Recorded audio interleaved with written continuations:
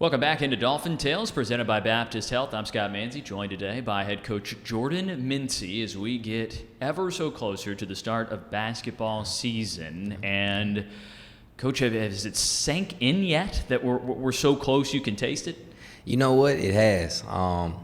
You feel like, every practice you're just trying to squeeze in one more drill, one more offensive assignment, defensive assignment, and then just trying to continuously work on your guys' mental. And, open night is going to be fun. It'll be the first time that our guys really have an opportunity to play in front of fans. And so it'll be interesting to see how they handle that dynamic and see if they'll be able to, stay within themselves and play their respective roles. But like I said, we're excited for opening night. Who's going to feel more butterflies, you or the players? You know what? They probably won't know.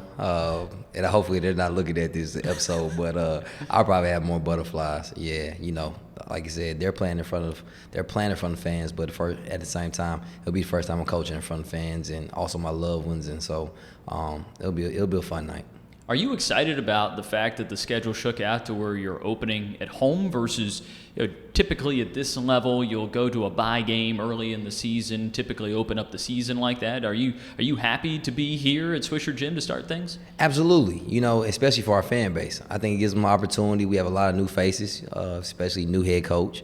But it gives them the opportunity to be able to see our team on opening night, up close and personal.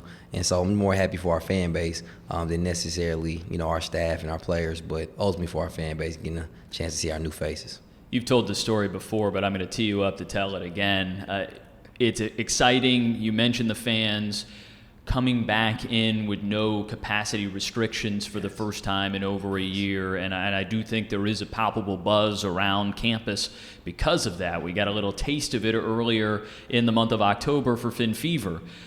But you have had previous experience here, and you've seen what this place looks like when it is kind of at a fever pitch. What do you remember, and can you kind of put out an all-points bulletin to the fans, let them know how much you're looking forward to seeing them on Tuesday night? Absolutely. So a couple years ago, while I was assistant at Florida, we had the hurricane relief game. And it was just an unbelievable environment. I remember, sitting there as an assistant coach and just reflecting and looking across the gym and just seeing how packed it was and, just seeing how loud it got doing certain runs throughout the course of the game. And if I'm not mistaken, it took us quite a while to, break a lead and get a lead throughout the course of the game. But it was just an exciting feel throughout the building. It was very electric. And like I said, we look forward to trying to get our environment to be like that day in and day out. Night in and night out, I should say, with our respective team. So it gets loud for a little building, doesn't it? Yes, it's unbelievable. I love it. There's something about the acoustics in there or something like that. All right, let's look at this team a little bit. You spent the spring into the summer, even into the early fall, assembling it, and it's unique because you're a first-year head coach, and roster maintenance is always unique for a first-year head coach at a program specifically.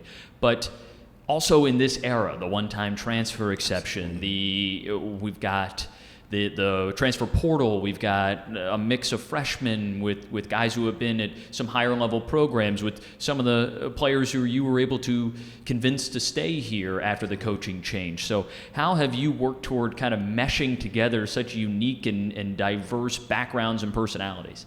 Well, obviously, a lot of people would think that, it takes a lot of time on the court. But I would say it takes more time off the court, just developing these guys' mental aspect to let them know it's not about them. It's about a family. It's about having a different personality when you're between those lines, and know that it's going to take all of us a collective effort to win games. And so just continuously, working with the resources we have here at JU, just continuously having those guys have group meetings, whether it's with an assistant coach or assistant coaches, and letting them know that, look, we have the best interest for all of you at hand. And so we have to play for one another. We have to give blood, sweat, and tears to make sure that we give the best product every night when we take that floor. And so, like I said, it's been fun. It's been stressful at times, just being honest, just trying to get everybody on the same page. But like I said, in the end, we hope it's a rewarding experience. You've really emphasized the importance of kind of the community nature of all of this as well, whether that's the JU community or the greater Jacksonville community. What are some things that you have gotten these players to sort of buy into in order to hopefully spend some more of that time off the floor connecting both with themselves and with the greater community. Absolutely. And so, Scott, one of the biggest things that we try to do from day one is make sure that our guys were heavily involved on campus, making sure that, whatever events, whether sporting events, whatever it may be, that they were involved. And then also within the community, especially in the summertime, Boys and Girls Club, our guys being able to give back and letting them know that they have to have a certain level of humility. And so for us, as we talked about from day one, this is our basketball program, but this is JU's program. This is the city of Jacksonville's program, and ultimately this is Duval County's program. And so everybody's invested in this program, and we want that to be known, not just from a local standpoint, but from a national standpoint as well. Our JU fans go across the world, and we want them to know they're all a part of this program, and we appreciate them. There's a special moment happening the opening week of the season, and a new jersey is being lifted into the rafters here. Great for JU. Someone who you've been able to connect with here early on in the process. He's a high school coach himself, so Absolutely. There's a connection there. He's Ben Smith. He played here about a decade ago now, and his number 3 jersey will be officially retired. We'll go ahead and let people know, yes, Kevion Nolan will still be wearing number 3 until his career here is done, and he's a good player to wear that number in his Absolutely. Own right. But there are some people with some questions about how that exactly works. But for a guy like Ben to get recognized, and for you, because I know you've sort of preached to your players an opportunity to make a statement for themselves, to leave their mark on this university and what that means. I mean, how can you use an example of a player like Ben Smith and what he accomplished to help kind of open the eyes of the current players to what they can do? Well, obviously it's a blessing to have, an individual, Ben Smith, play at this university and have, representation for our guys to see in hand. Very similar to D. Brown, who works in the athletic department now. Those guys are living representations of what we want our young men to strive to be, not only, on the court, but off the court as well. And so we're excited about, the 13th coming up and having the opportunity for our young men to see him up close. Basically, we talk about him as a legend, and now they get to see the legend come alive. And so, like I said, it'll be good just to have him around and kind of pick his brain, and hopefully we can get him an opportunity to talk to the team. So it's a blessing. Speaking of high school coaches and sort of connecting in that regard, you've really early on here have made an emphasis on connecting with these local high school programs. I mean, we've seen plenty of great talent come out of here. D. Brown, you mentioned, he was a local product who came here. Otis Smith, another local guy who went on to star here at JU. So there's been some history of that. Why have you all, or how have you all kind of attacked emphasizing the Jacksonville area as far as recruiting? So, obviously, being at the University of Florida as an assistant coach, you had the opportunity to recruit the state as a whole. And, during my times at Florida, I would often come down to Jacksonville. And, one of our assistant coaches on my current staff, Vince Martin, he was a high school coach at the time. And, those were one of my many stops, being able to come down, speak to him, and just talk about the talent at his level. He gave me a clear vision of the young men and the talent pool that's located in this area. And so, taking over the job at JU, that was one of my main goals. Is, obviously attacking the state of Florida, but the city of Jacksonville as a whole. And so I think from, day one, we've done a great job of establishing those relationships and also reestablishing relationships that we already had, and making those, those coaches, those young men feel comfortable, and looking at JU through a different lens. A lot of people, a lot of young men who've been here, they didn't necessarily see JU and didn't know the rich history that we had. And so just being able to be that connector, allowing for those, generations to see that, look, we've had success here in the past, and that's what we're striving to get back to. One of those players on the roster this year, Giassi Powell, who played local ball here at Bishop Snyder and played for another former JU player, Russell Powell. Absolutely. And so there are connections all over this area, and JU is prevalent in the basketball community, and it's great to see sort of those bridges being rebuilt, if you will, and some more coming in the future already as well.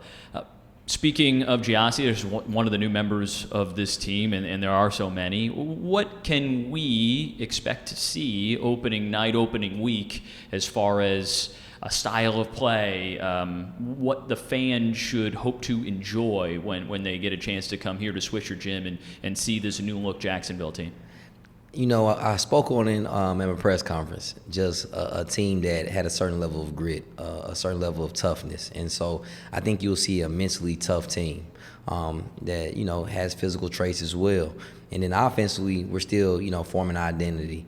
Of course, we want to play with great pace, great tempo. We do want to try to score within the first 8 seconds if we can, but at the same time, we want to be very careful with our shot selection and making sure that, you know, it's a team that has ball movement. And so that's what we've been stressing our guys every day in practice, just their mental and physical toughness, especially on the defensive end, but ball movement on the offensive end. And so I think our fans will be extremely excited about what they see come opening night.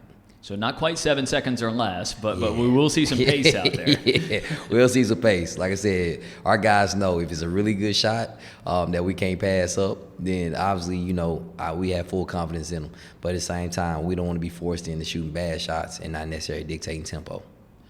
You've been on the job for 7 months now. What's the biggest thing you've learned? Biggest thing I've learned is every day is just a surprise, and I don't say that in a bad way. It's a good way. You know, it's different people throughout campus, throughout the community, and, you know, you often heard about the word, and people use it, family, you know. It's a family environment at JU, but I think, you know, every day, whether it's, you know, walking across campus and talking to our provost, Dr. Zepienza, or being able to go talk to President Tim Koss, you know, or just being in the athletic department and being able to talk to you, Scott, and pick your brain on a rich history of JU hoops. And so it's a blessing, you know. Every day you get an opportunity to meet somebody new that has a different story, a different path. And like I said, for me, that's been the best and most rewarding experience. Well, thank you for dating me by referring to me as a historian, but it's okay. I'll take it. I'll wear it as a badge of honor. I'm one of those guys that has been around and seen a fair amount yet, and I'm really looking forward to seeing kind of this next chapter as Absolutely. It gets written and this new look, new era, and all that is getting underway here before we know it. Coach, thanks for the time. Thanks for joining us here today, and Best of luck. Looking forward to catching up with you again soon. Thanks so much. Greatly appreciate the time.